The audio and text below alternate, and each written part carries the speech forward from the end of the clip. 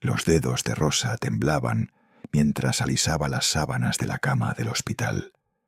Su toque era tan ligero como una oración, pero el silencio en la habitación se sentía como un peso físico que oprimía su pecho.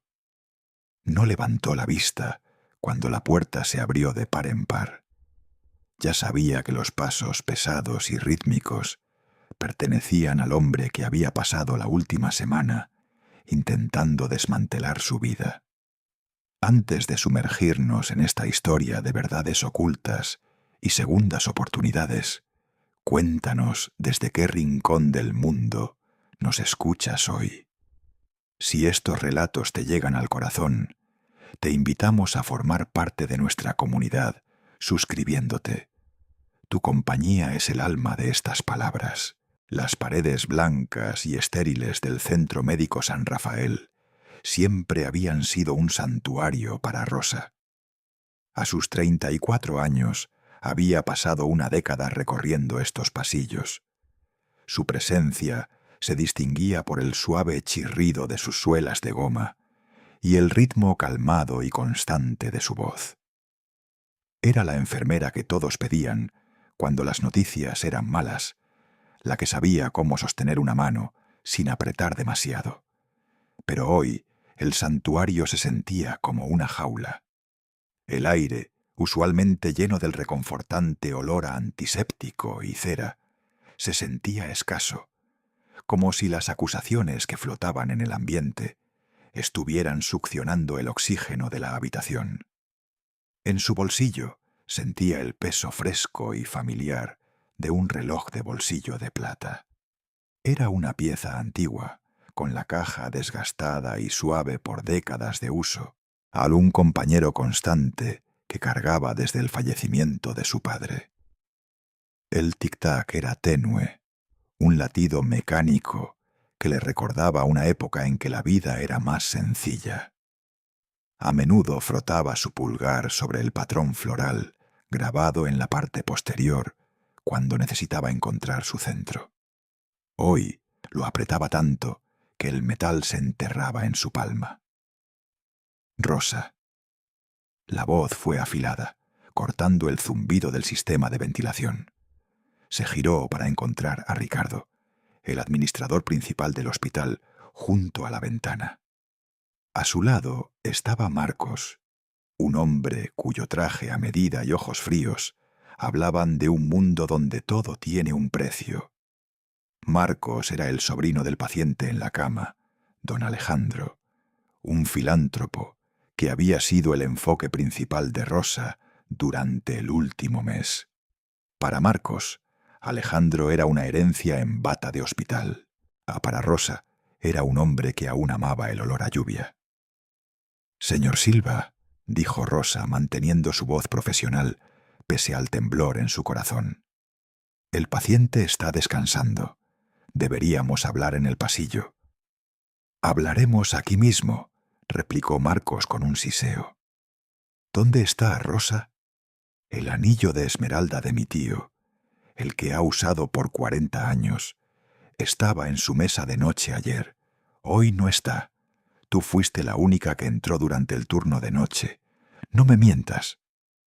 Rosa sintió que la sangre abandonaba su rostro. «No sé de qué está hablando. Revisé sus signos vitales a las 3 y a las 6 de la mañana. No vi ningún anillo». Ricardo dio un paso adelante, con expresión de dolor. Conocía a Rosa desde hacía años.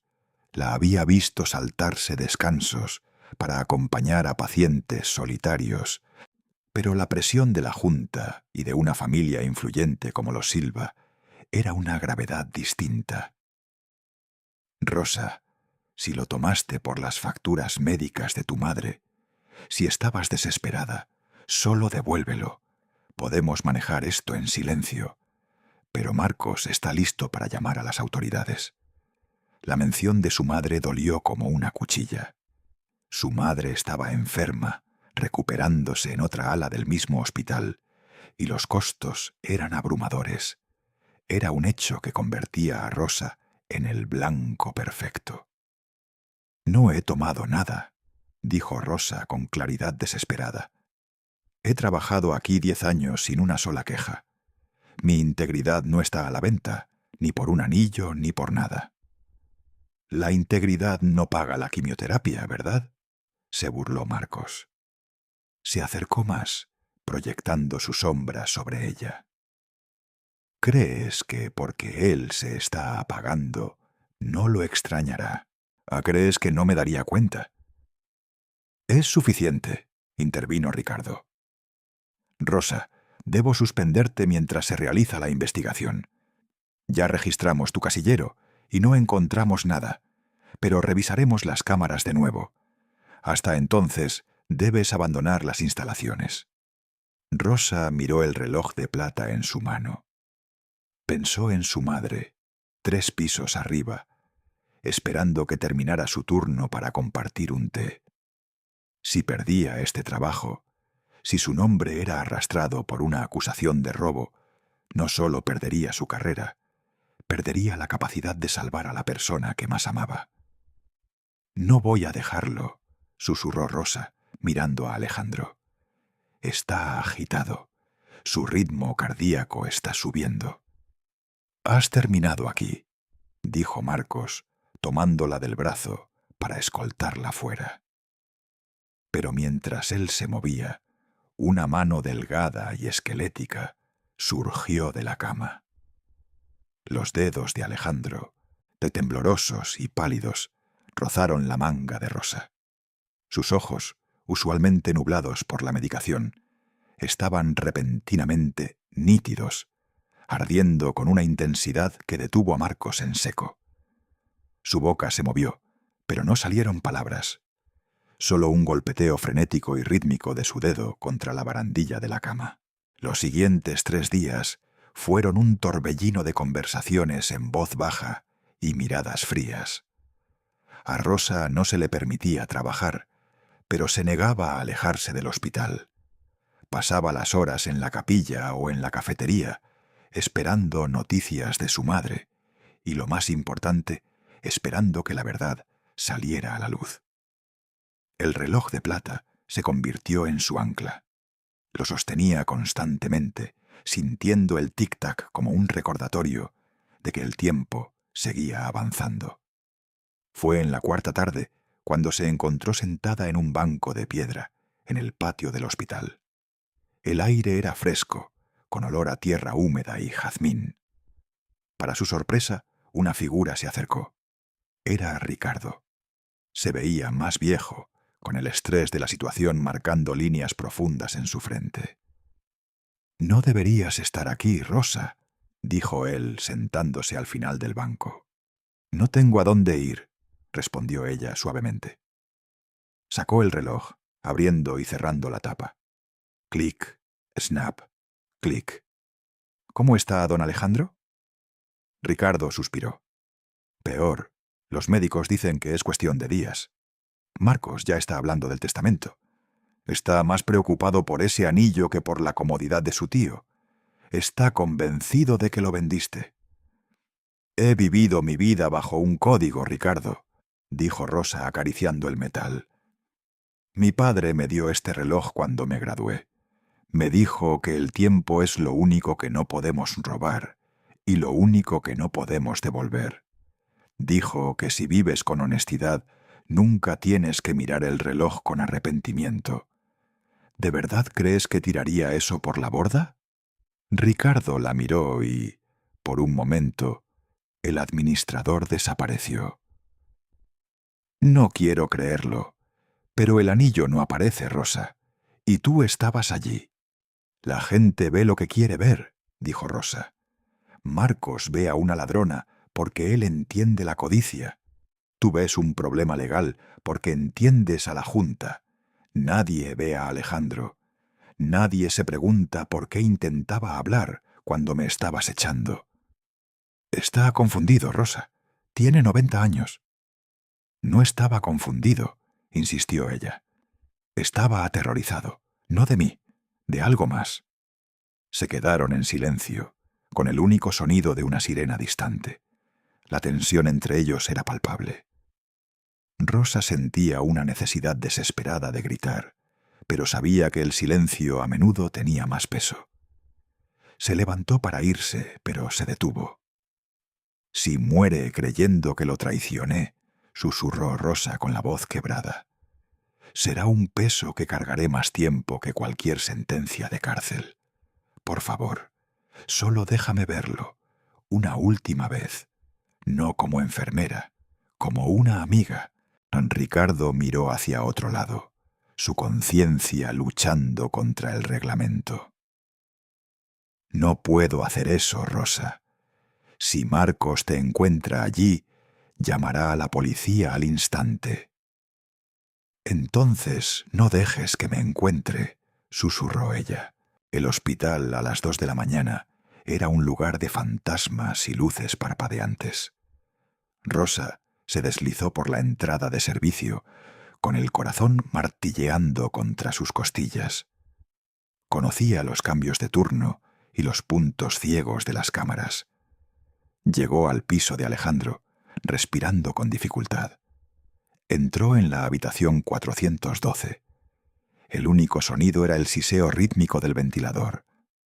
Alejandro se veía más pequeño, su piel como pergamino translúcido. «Don Alejandro», susurró ella inclinándose sobre la barandilla, «es Rosa». Sus ojos se abrieron. Por un momento estuvieron vacíos, pero luego la chispa del reconocimiento apareció. Su mano se movió débilmente buscando la de ella. Rosa la tomó, sintiendo el frío de su piel. «Creen que lo tomé», dijo ella, con lágrimas rodando por sus mejillas. «Creen que robé su anillo. Ya no me importa el trabajo, pero me importa que usted lo sepa.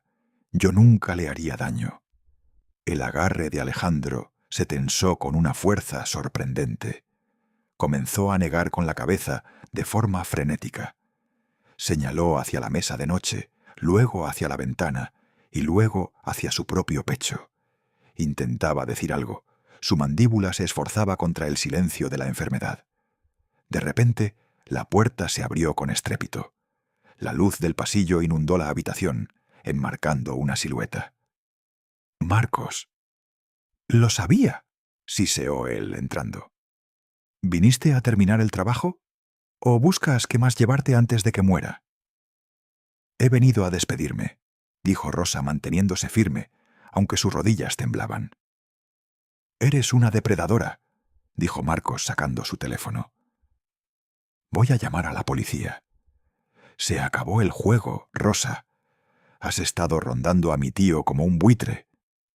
«Está intentando hablar», gritó Rosa señalando a Alejandro. El anciano se esforzaba, incorporándose contra las almohadas. Los monitores empezaron a sonar, una alarma de alta frecuencia por su angustia. Ricardo y 2 enfermeras entraron corriendo. «¿Qué está pasando?», exigió Ricardo. «Lo está acosando», gritó Marcos. «Mírenlo, lo está matando». Pero Alejandro no miraba a Rosa, miraba a Marcos. Sus ojos estaban muy abiertos, llenos de una mezcla de rabia y profunda tristeza. Con un último esfuerzo sobrehumano, estiró la mano y agarró la corbata de seda de Marcos. Tiró del hombre hacia él, hasta que sus rostros quedaron a centímetros. La habitación quedó en un silencio sepulcral. «Devuélvelo», raspó Alejandro. La voz era hueca, como el viento entre hojas secas, pero el comando fue innegable. Marcos se congeló. Su rostro pasó del triunfo a la palidez absoluta. «Oh, tío, estás confundido. Estás soñando». «En el forro», jadeó Alejandro, señalando directamente al dobladillo de la chaqueta de diseñador de Marcos. «Te vi tomarlo mientras yo dormía». Rosa sintió que el mundo giraba. Miró a Marcos, que intentaba soltarse, pero el agarre del anciano era como una prensa. La fuerza final de un alma que se negaba a partir hasta que se hiciera justicia. «¿Marcos?». La voz de Ricardo era un rugido bajo. «Quítate la chaqueta». «Esto es ridículo», gritó Marcos. «Está senil. Alucina».